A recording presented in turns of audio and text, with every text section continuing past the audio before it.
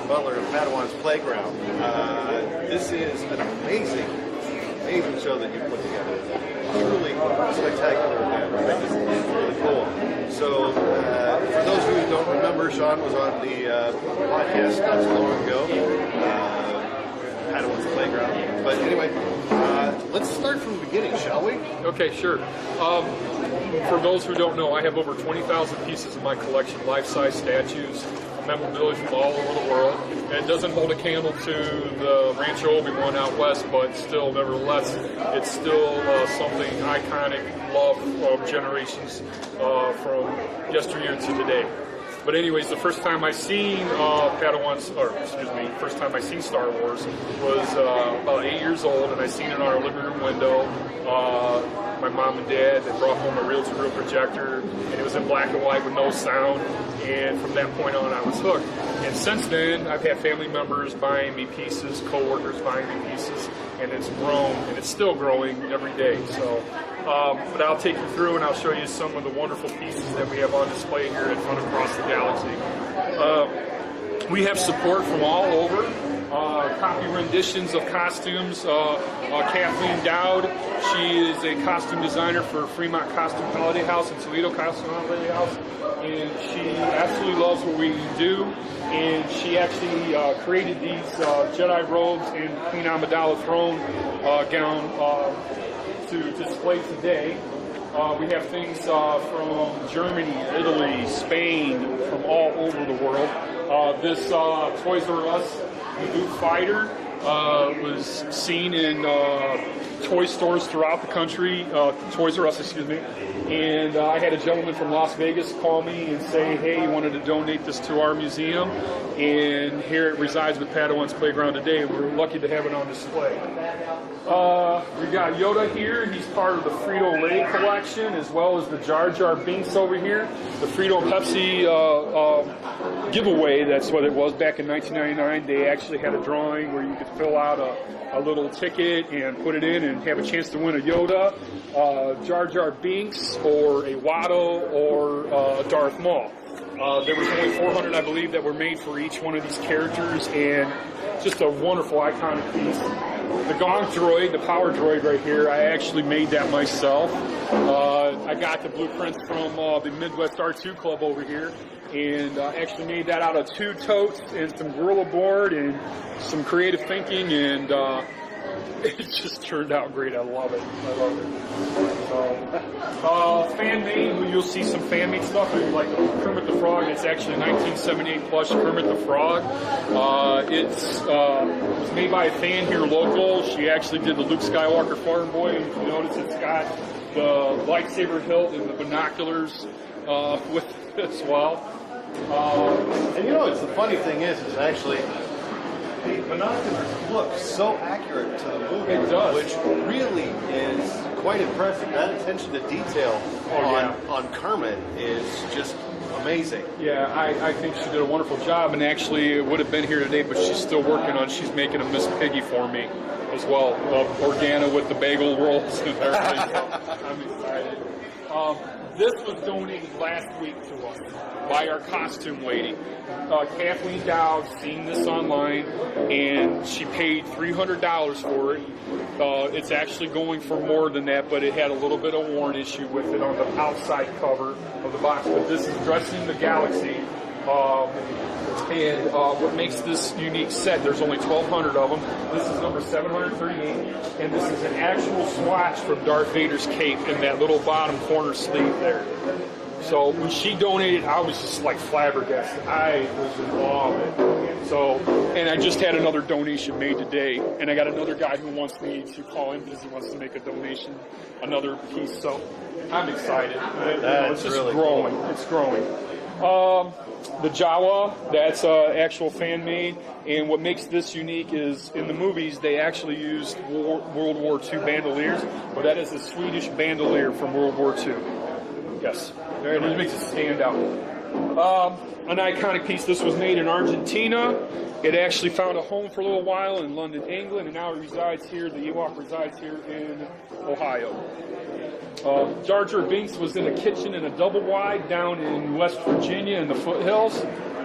in the kitchen with the bubbling and the snapping of all the grease and the smoke and all that. And I rescued him about 2 years ago from his dwelling. And I tell you what, he's so large, and I don't understand why people don't like Jar Jar, but the kids just absolutely love him.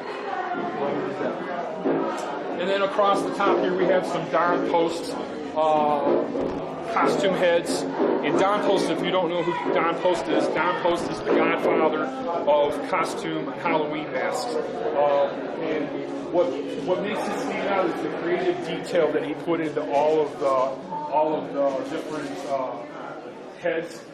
For instance, the Gamorrean Guard, that is one of the most expensive pieces that I have. They're very rare. They were limited edition.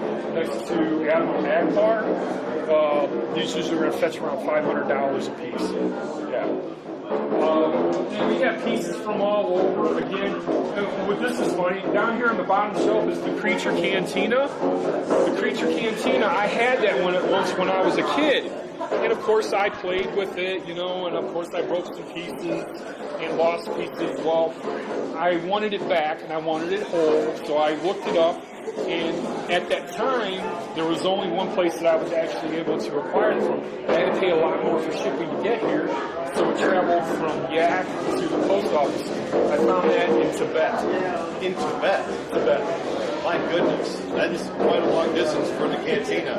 Yeah. So it's really, I love sharing these stories, but I actually have the packaging envelope that was shipped in. So you still have the envelope? The box. I mean, yeah. With all the stamping and everything. How long ago did you have that shipped to you? Oh gosh, this is probably at least 4 years.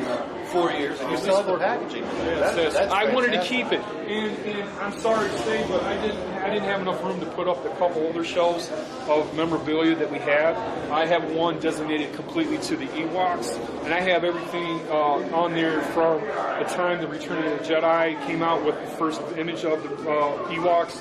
But I have the cartoon series characters on card. I have bootlegs from Spain, Italy, France.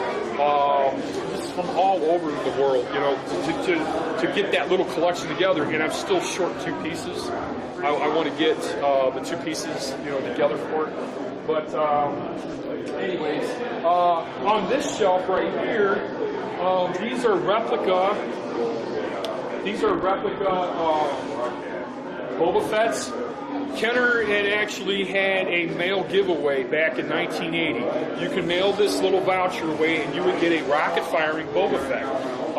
Before it was released, they actually put a stop to it because the projectile kids would get it in the eye or down the throat, so they never released it. Well, since then, some have leaked out. I believe there was like 15 prototypes that had leaked out from Kenner. And recently, it is the most expensive action figure ever sold. The gray one, it's a little bit lighter gray than that, went for $40,000 2 years ago. So I wish I had that one, but it's a little out of my league.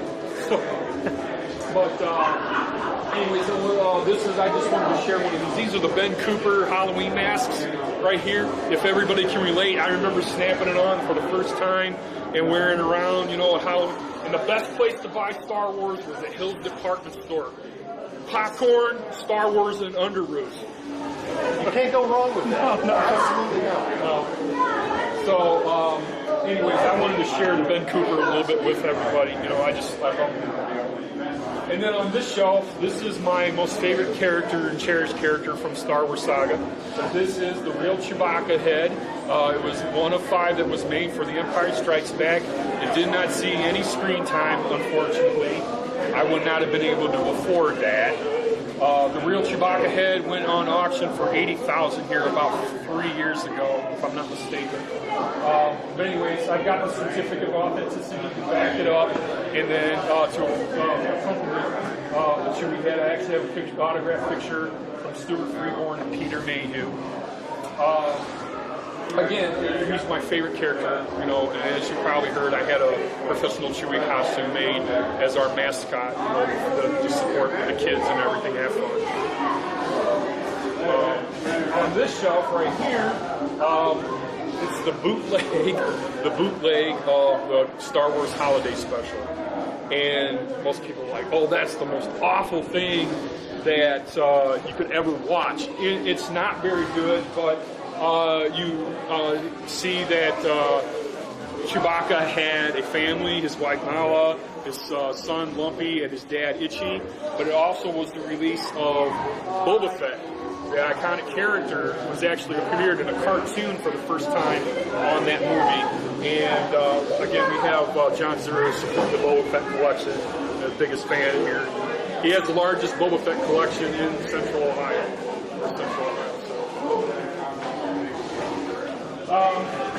We have pieces here from Canada, which is the Jarek holograph chess piece set. Everybody probably can relate that to. It was actually played on the Millennium Falcon by Chewbacca and R2-D2, and the famous catchphrase, "Let the Wookiee win." Anyways, I actually wanted to see and get those, and I actually want to have a Jarek table made so you could actually A, sit there and play the game on there, or B, just put it on display. So I think that would be really cool. Oh, I think so too. Especially when you have, you need somebody dressed as Han Solo saying, yeah, Troy doesn't pull his arms out of his socks. Yeah. The Topps trading cards right next to it here to the right. I used to have These are all full, completely full and sealed. Oh, that gum. With the gum inside of it and everything. I found that not opening them, so that's why I placed some loose ones right there in front of it. But I found out that leaving them completely intact, they're worth more than open. And one person asked me, well, why don't you open them? And I'm like, well, I could, but they said, well, there's that one specific card that may have a misprint on it that may be worth a lot. I really don't want to take that chance. I want to keep them in their solid state. So, but I found this in an antique store in the back on a shelf. The guy had it marked for $50 a box. And I'm like, sir, I was being honest. I'm like, do you know what you have here? And he goes, yeah, but it's no value to me. I'm just doing it to try to make a buck and everything. I'm like, okay. So I gave him the $50, and I found out that each one of those boxes are worth around $300. That is actually very interesting. Yeah. So I remember going to the store. We had a 5 and 9 around. Actually, where we grew up was Ben Franklin, and they would sell them. You'd go and just to go up there, hand them like your 50 cents, 75 cents, whatever, and grab the pad. We throw the gum out because that was just terrible all the way around. Oh yeah. Oh yeah. It's fantastic. I remember we used to go to this little stand. I used to live in New London, Ohio, little town. You blink your eye, you're through it. And they had Bob's News Center there, and we used to go in there, and they had little trading cards and stuff. We used to go in there and same thing, throw the gum out. Yeah, the gum was terrible. Oh yeah. All I know is that after 3 chews, it was done. On this shelf down here, everybody can relate to the Beanie Babies. Well, these are the Farce Beanies, and these are limited edition. They're all numbered. And up there in the back shelf, we have Darth Maul, Vader Gator, and then on the bottom shelf we have Anakin Anteater and Queen Amidala Aardvark. Really cool little pieces. This is from Star Wars Celebration, the Salacious Crumb. It's limited edition as well, and it's numbered. And that's the thing. When I collect, I want to not just get the common things that people have. I want to get the things that people don't see. You know, things that, you know, are very obscure or long lost or gone, you know, that you don't see. The Darth Maul here, this is a recent addition to us. It is a 501 first complete costume, and the head, believe it or not, that was all hand painted by the sons of our costume designer. And they're young teenagers. They're not, yeah, they're young guys. So they did a wonderful job putting this together. And I actually made the base for it. So it turned out really cool. On this shelf right here, I wanted to do something for the Sith, you know, because there are people that are Dark Lord fans and stuff. but I had a gentleman, his name's Francisco De La Fuente, and Francisco approached me at an event that I was at here, oh gosh, it was 2 months ago. It was for May 4th. And here, Francisco says, I have these pieces, and he had it in the tin, which is actually behind it. He went in and displayed all of it for me, and he said, these are my creations. I created these. And I said, where did you create them? He said he got them from comic books. All these these Sith Wars created from comic books. He handcrafted them. They're articulate parts. He painted every piece, and he did the clothing for them. Wonderful pieces. And he wanted to donate this to the museum, but he said, I asked that you'd help me, sell my pieces. So I put the display sign up there with his website on it, and he sells each one of these characters for $50. So if interested, you can go there and purchase them. And then over here, everybody sees the Darth Maul figures. I was like, what's so special about these? Well, a serious collector will take the time to research their pieces. These are from the Phantom Menace, but what makes these stand out is on the back is a serial number, not the UPC. It actually has like 10005.00 or .01 or .02. Those last two digits represent the release line of every character.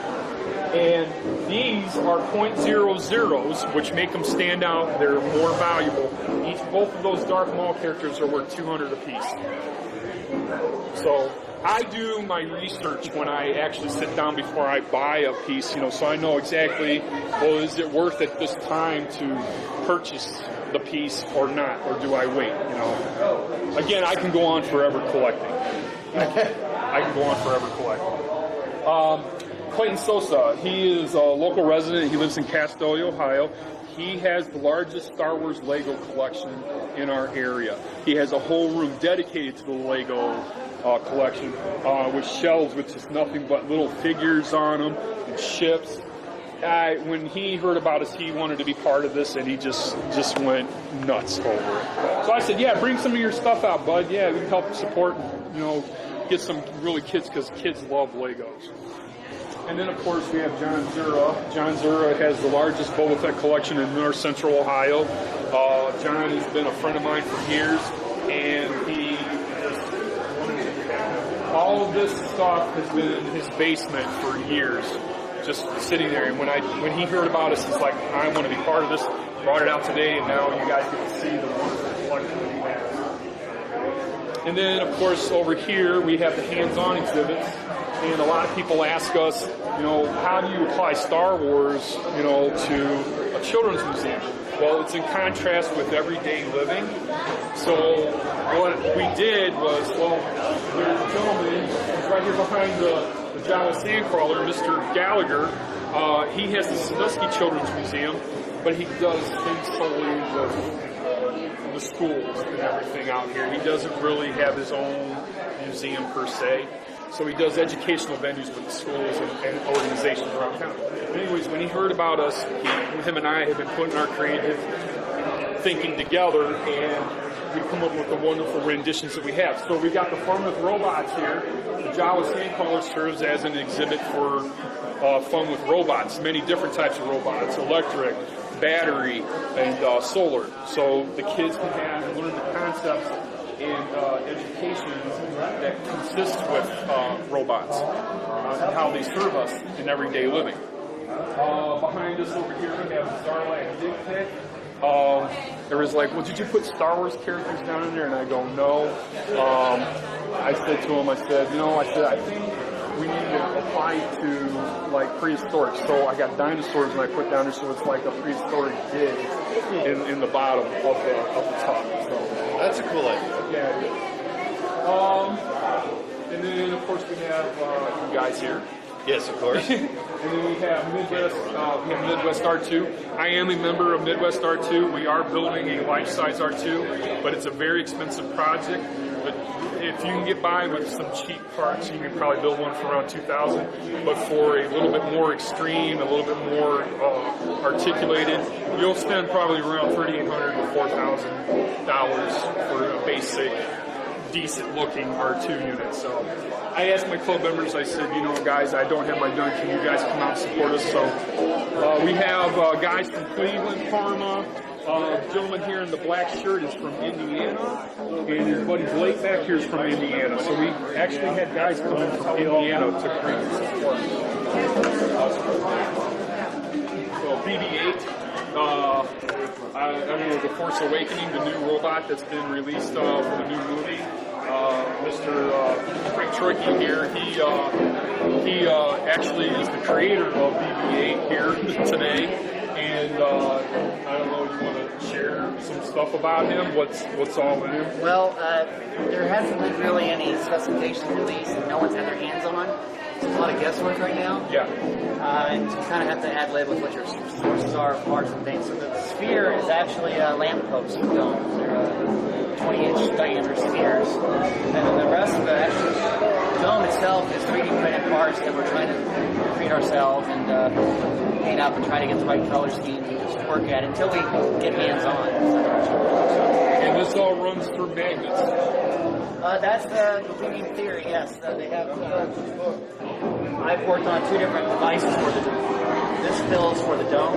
Yeah. It sits on here and it would actually roll on the body like it does for BB-8. Yeah.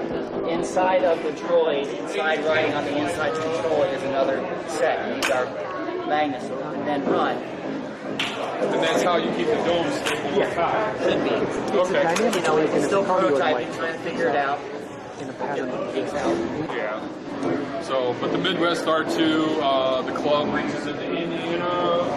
What else is it? Almost like a city being shaped I can't remember. Ohio, Indiana, Michigan. Okay, yeah, so club reaches out in a few different states. Yeah, but I'm glad these guys are really, really able to be here and support us. Yeah, over here behind you we have a mock rendition, a transportable rendition of the Wookiee Hospital. And what that enables the kids to imagine and be a doctor or a veterinarian. We have a couple of Wookiee babies in there.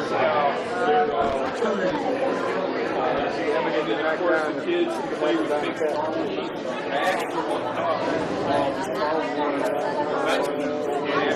Find the labels on the bottles. There you go. We got Phantom Mile over there with the Rito Hospital, That's really cool. Great. The examining table, the kids can dress up with the jackets, and the kid can lay down there and they listen to their heart stethoscope. Anyways, you get the concept behind this. It's applying every day of life to everything. Behind here, now this is a small rendition of a tornado simulator. Planet Camino was nothing but a storm planet on the Star Wars saga. And we wanted to make something that applies to here on Earth as well as on Planet Camino. So we actually made this simulator box to where it'll actually create a vortex. And how it does it is there's an opening here, the back sides here, and here. And as the fan draws up on the bottom here, it pulls that whirlwind, creating the whirlwind. Now this is a small rendition. We actually want to make an actual tornado chamber at Padawan's playground once we're in our permanent home, so the kids can actually, or fans can walk inside of it and actually be in that vortex. It'll have a graded floor, also a powerful fan above them to draw that moisture up around them. So it actually teaches them the lows and the highs of pressures that go around them. It really gets going there good. Yeah, I was going to say, it actually looks really cool. Other crews coming in, students to help build these renditions. Now, I built every one of these myself. So it took me 3 weeks to build. I just punched this out here recently. This is the Max Rebo piano. It's a replica of the Max Rebo piano. And with Mr. Gallagher's creativity and positive thinking. But anyways, the Max Rebo piano actually had keys that Max would sit there and play. Well, we decided to use the same concept as, using these metal pads. With the grounded out, I don't know if you can hear it or not, it makes different.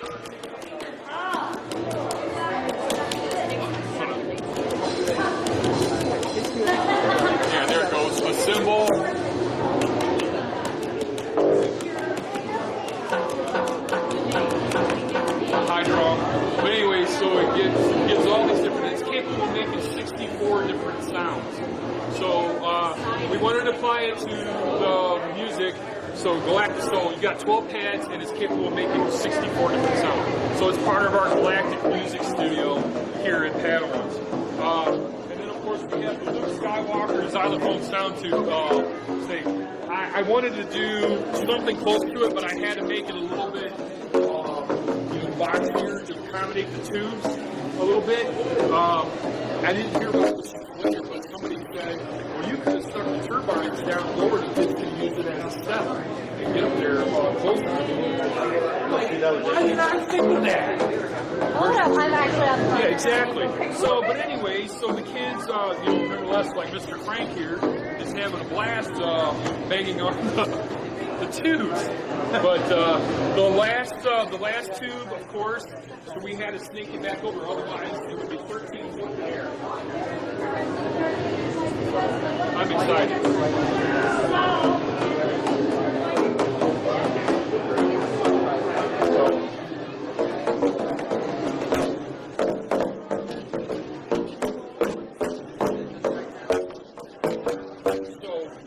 It's all about playing. We'll build a couple more musical instruments and stuff, so the kids will have a little bit of wider range of different things to work with.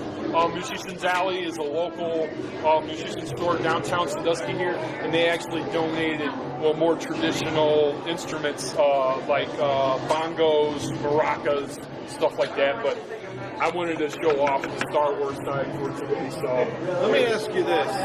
What was the inspiration for some of the things that we have created here? Like,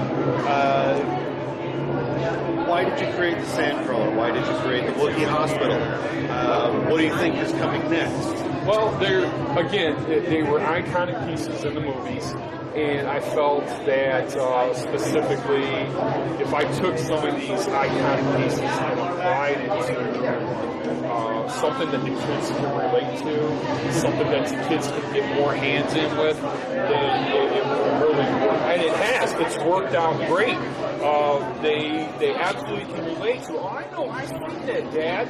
And then when they get up there, they have their little robot boxing match to really inspire them to want to, check out the rest of it. And we have some more coming up here. We're going to do a traveling water table, Jar Jar's Wetland. I'm hoping that we're more into the museum, part, when we get